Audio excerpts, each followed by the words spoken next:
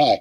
The last problem on your quiz involves a metal worker who takes his newly formed sword and plunges it down into a barrel of water to quench the heat, to cool it off. And the question is, what is the final equilibrium temperature? What's the temperature of the water or the sword, the equilibrium temperature, since they're both the same at the end? So let me tell you how to approach this when you get to this problem, because it's about the hardest one there is in this unit. It's not terribly hard, but it is long and involved. So you have to be kind of meticulous in solving your numbers and distribution and everything. So let's take a look. The hot metal plus the cool water, we know that the heat coming out, Q out, is going to be equal to the opposite of the Q in to the water.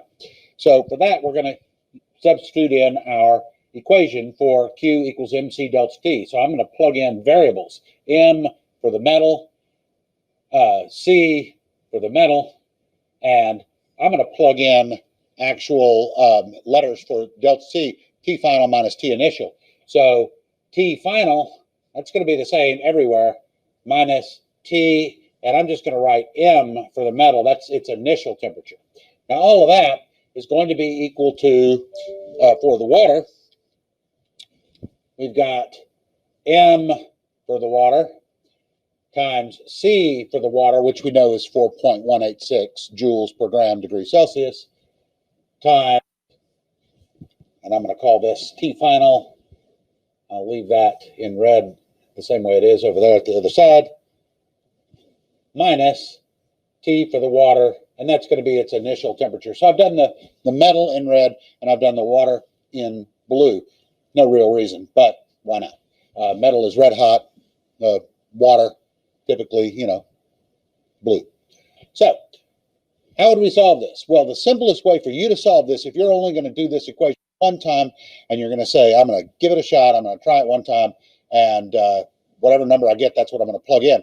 I would suggest substituting in all of the numbers that you know. From the previous example I showed you, you know the value for metal for the mass. You know, in this case, it was given to you the heat, specific heat of the metal, and you've got the temperature of the metal as well. So, but what you don't have is this guy.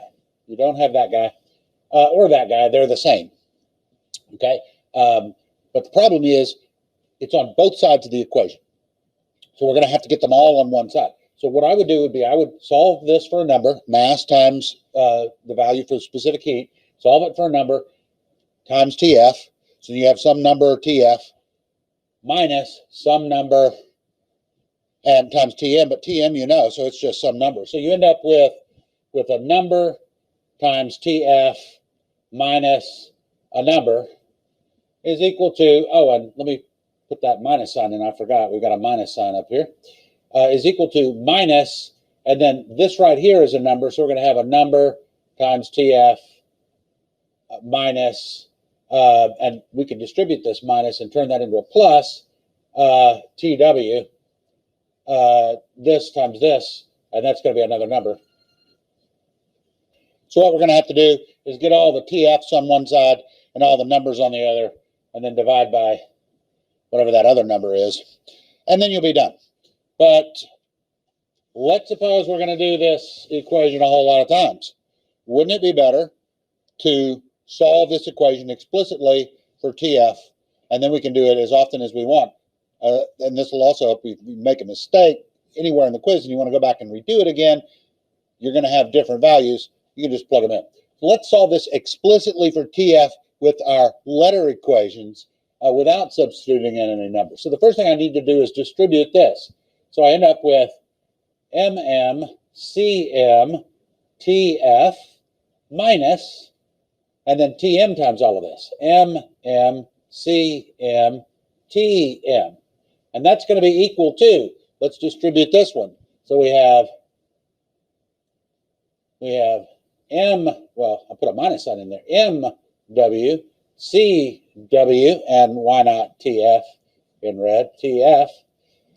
And then distribute this minus sign here, and this will make it a plus. So I can do MW, CW, TW. So the things I'm solving for, TF, I want to get those on the same side. So it's a minus here.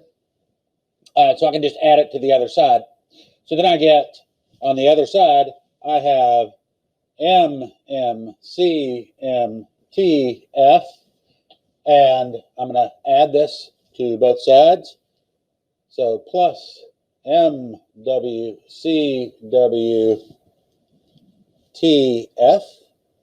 and that's going to be equal to, now I'm going to take this and I'm going to add it to both sides to move it over here. So once I've added it over here, I'm going to have this. I'm going to have MWCWTW plus this guy, MMCMTM. Okay, looking complicated. Let's take these two TFs here and let's pull them out so that I end up with TF times MMCM plus MWCW. And that's going to be equal to all of this.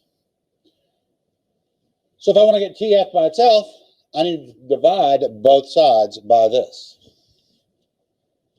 So here's what I'm going to have. TF is equal to. So I'm going to start with this again on the top. I'm going to say MWCWTW plus MMCMTM, all divided by MMCM plus MWCW.